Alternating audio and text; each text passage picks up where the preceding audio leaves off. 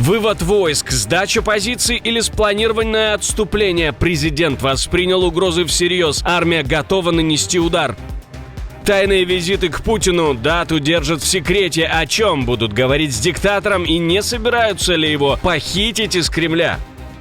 Подготовка к полной мобилизации. Пока только один регион в тестовом режиме. Какой? И почему именно сейчас, на финишной прямой мирных переговоров? Россию медленно оккупируют. Москва и Питер первые в очереди, и Кремль не возражает, ведь разрешение дал лично Путин. Что происходит? Об этих и других самых главных событиях утро четверга, 15 января. Самые важные и срочные новости, эксклюзивные подробности. Вы смотрите информационный выпуск «Нехта». Оперативно о событиях в России, Беларуси, Украине и мире. Раньше и понятнее других. Все, что нужно знать сегодня. США выходят из стратегически важного региона. Часть войск покинет зону потенциального развития конфликта, но не весь контингент. Речь идет о выводе американских войск из ключевых баз на Ближнем Востоке. Причина простая и неприятна. Высокопоставленный иранский чиновник заявил Reuters, что Тегеран предупредил соседей, на чьей территории размещены американские военные, что если США нанесут удар, Иран будет бить по американским базам. То есть речь не о сворачивании присутствия, а о снижении рисков, убрать тех, кто не нужен для боевой работы, чтобы не получить лишние потери в случае ответного удара. И вот что эта новость реально означает. Не американцы уходят, а американцы готовятся к сценарию, в котором по их объектам могут ударить. А это значит, что сами готовят удар. Стандартная смена позы перед возможной эскалацией и одновременно сигнал, что угрозы Тегерана в Вашингтоне воспринимают всерьез.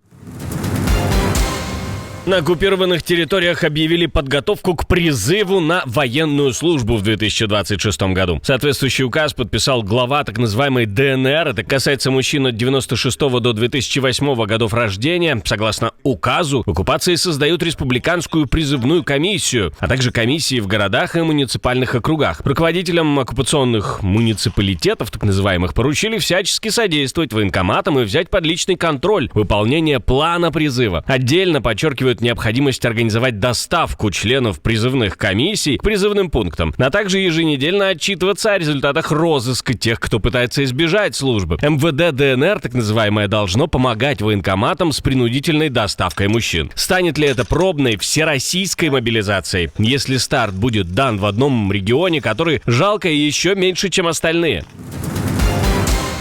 В Москве новые высокие гости, точнее гости не новые, а были уже несколько раз, встречались в том же составе, но вот обстоятельства новые, другие. Спецпосланник Стив Уитков и Джаред Кушнер собираются в ближайшее время прилететь в Россию на встречу с Владимиром Путиным. Все это на фоне попыток протолкнуть мирное соглашение, которое должно остановить войну России в Украине. Источники Bloomberg говорят, что встреча может состояться уже в этом месяце, но подчеркивают, план не финальный, сроки могут поплыть из-за событий в Иране, где идут масштабные протесты. И еще одна деталь ключевая. Источники не уверены, насколько сам Путин вообще заинтересован во второй встрече с людьми Трампа. И это, похоже, главный стоп-фактор для даты. Если визит все же состоится, Путину, скорее всего, представят обновленный проект 20-пунктного плана урегулирования, над которым работали Украина и США. Уитков встречался с Путиным в России 6 раз в прошлом году. Параллельно одной из встреч в Париже 35 стран и организаций обсуждали гарантии безопасности для Украины, а Стармер, Макрон и Зеленский подписали декларацию о намерениях развернуть войска в Украине после мирного соглашения. И с американской стороны там были как раз эта парочка Уитков и Кушнер. Кадыров выставил свою электронную копию в сеть, говорит: «Я здоров, и вот даже за рулем сижу, а вы все плохо работаете».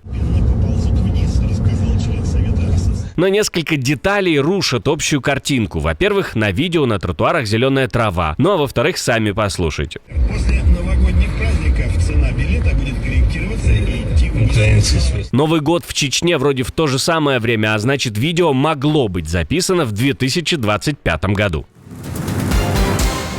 Ядерное государство выступило в защиту Гренландии и даже предложило свои войска в качестве гарантов. Во-первых, Минобороны Дании отправила на остров военную технику и передовой отряд, который готовит площадку для возможного прибытия более крупных сил. Речь идет в том числе о солдатах сухопутных войск, которые должны усилить датское военное присутствие в Гренландии. Но у Дании есть проблема. Значительная часть боевых подразделений уже завязана на обязательствах в странах Балтии. В Париже по этому поводу включают красную кнопку. Эммануэль Макрон предупредил, если затронут суверенитет союзника, последствия пойдут каскадом.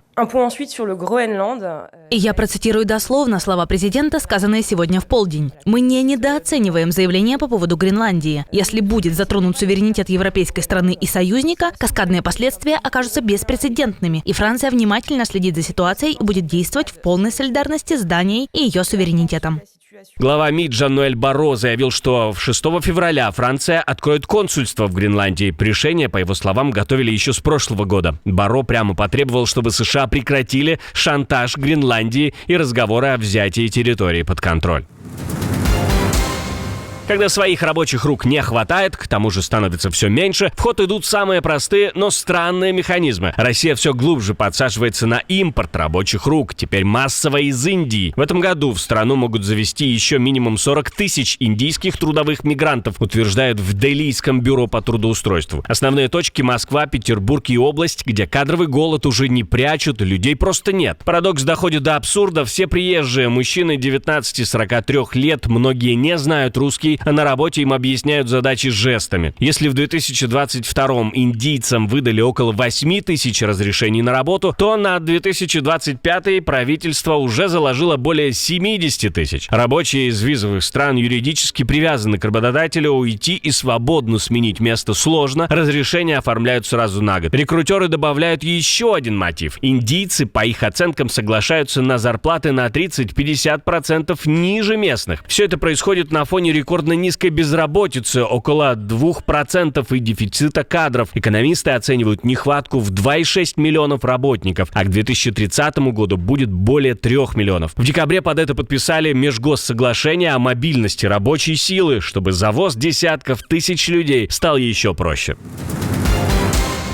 Штаты больше не будут выдавать визы, и под раздачу, по данным утечки информации, попадает Россия и еще примерно 75 стран. Fox News пишет, что Госдепартамент готовит приостановку обработки виз с 21 января этого года на неопределенный срок, пока пересматривают проверку заявителей. Причина — критерий public charge, то есть не пустить тех, кто, по мнению чиновников, может сесть на пособие. В меморандуме, на который ссылается Fox, консульским сотрудникам предписывают отказывать, но временно. В списке по публикации Сомали, Россия, Афганистан, Бразилия, Ирак, Иран, Нигерия, Египет, Таиланд, Йемен и другие страны. Компания, я вам скажу, очень интересная. И важная оговорка — это пока не официальный релиз на сайте Госдепа, а документ, который увидели журналисты. Reuters пересказывает эту историю и отмечает: Госдепартамент на запросы комментарии оперативно не ответил. То есть формально готовят паузу, но точные детали и объем, какие именно категории виз будут затронуты, уточнят уже после официального объявления. Экологическая катастрофа или сумасшедшее очищение природы? Желтый снег в городе, и люди сразу заподозрили самое худшее. В Усть-Каменогорске в Казахстане после метели жители начали массово выкладывать в соцсети кадры неестественных осадков. Желтые хлопья заметили в разных районах, а в поселке Мирный говорили даже о розовом оттенке снега. Кто-то растапливал его и выпаривал воду, на крышке оставался странный осадок. Другие, наоборот, шутили и лепили грязевиков. Вот сейчас на белом фоне начинает таять, сразу видно, что как желтеет, желтый становится. На жалобы отреагировал Департамент экологии. Специалисты выехали на места, взяли пробы и проверили их в аккредитованной лаборатории. По их словам, превышений допустимых концентраций загрязняющих веществ нет. Винят во всем экологи природу. По данным Казгидромет, цвет снега мог измениться из-за переноса пылевых и песчаных частиц с сильным северо-западным ветром 10 и 11 января с порывами 15-20 метров в секунду. Подобное якобы уже было в 18-21 годах. При этом Усть-Каменогорск — промышленный город, который и так регулярно фигурирует в экологических сводках из-за неблагоприятных метеоусловий и эпизодов превышений по вредным веществам. Судья с честной мантией и недвижимость на 13 миллиардов рублей. Как вам такая математика? Волгоградский облсуд признал законным решение обратить в доход государства, то есть забрать имущество бывшего председателя Верховного суда Адыгеи Аслана Трахова и его семьи. Речь о 214 объектах недвижимости, и суд согласился с выводом: активы получили коррупционным путем. Прокуратура утверждает, что пока Трахов возглавлял суд, недвижимость оформляли на родственников и доверенных лиц. Среди изъятого доли в 2 компаниях, через которые, по версии надзора, было упаковано имущество на миллиарды. Первая инстанция удовлетворила иск Генпрокуратуры еще в сентябре, теперь апелляция это подтвердила. По подсчетам The Moscow Times, в 2025 году прокурорские иски о взыскании незаконного имущества чиновников и силовиков перевалили за 860 миллиардов рублей. Максимум с начала войны против Украины. А рекорд по масштабу конфискаций у экс-мэра Владивостока Владимира Николаева: в доход государства ушел 821 объект. Деньги есть, и они уже идут в нужном направлении. Брюссель включил автоплатеж для Украины на 2 года вперед. Еврокомиссия утвердила пакет предложений, чтобы Украина без пауз получала деньги в 26 и 27 годах. Всего 90 миллиардов евро. Посыл прямой: нам нужен справедливый и прочный мир, но для этого Украине нужна устойчивость сейчас. Деньги предлагают провести по 2 рельсам, занять их на рынках капитала ЕС и выдать как кредит, а вернуть уже после войны, когда появятся репарации, при том, что российские активы остаются замороженными. По данным Reuters и Associated Press, схема делит сумму на 30 миллиардов евро бюджетной поддержки и 60 миллиардов евро на оборону. Чуть больше, чем через месяц, мы отметим 4-ю годовщину российской агрессии против Украины. Россия не подает никаких признаков того, что собирается остановиться, никаких признаков раскаяния и никаких признаков стремления к миру. Напротив, в период рождественских праздников мы увидели усиление российских ударов, гибель мирных жителей, атаки по энергетической инфраструктуре. Это должно прекратиться.